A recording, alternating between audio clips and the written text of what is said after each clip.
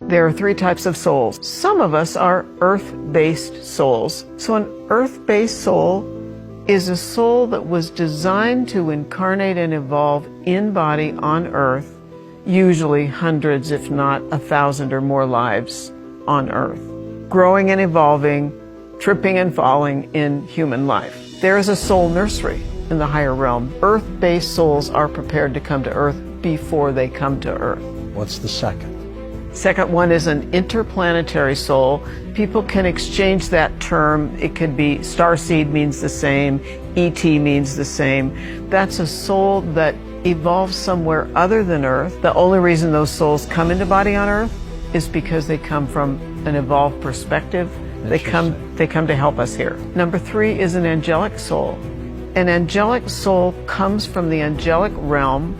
That realm of souls supports the divine. Angelic souls carry the energy of the high frequency we think of as source.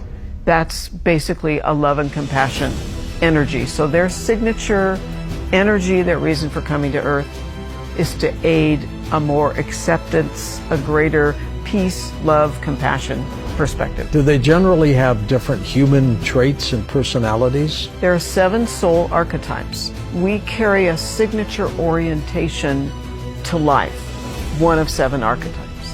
Whether you're earth-based, angelic, or interplanetary, how does it affect you on this planet? So I'll speak about interplanetary souls and I'll speak about angelics. Interplanetary souls often struggle.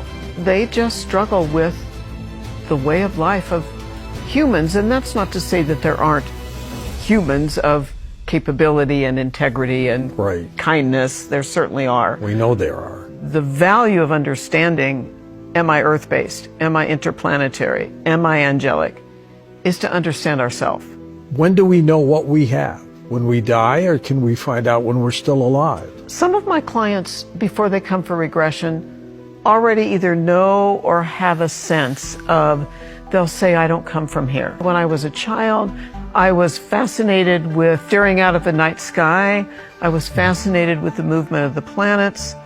I knew I came from somewhere out there. Other clients come for regression, and they learn through the regression. Does the soul separate from the body? Yes. And then where does it go? What does it do? So when we're born, we have a fractal, a portion, a slice of the pie, if you will, of our soul.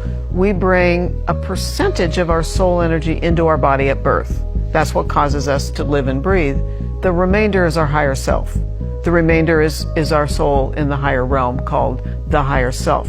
When we die, that slice of our soul automatically exits the body. It's on autopilot, you might say. Many of us who've been around a loved one who's passing or has passed will feel that shift. That slice of soul returns to the higher self. Who decides what the soul does? How it reincarnates? How it incarnates? We always have spiritual guides. We are never without a guiding force from the higher realm. Tell us about these guides.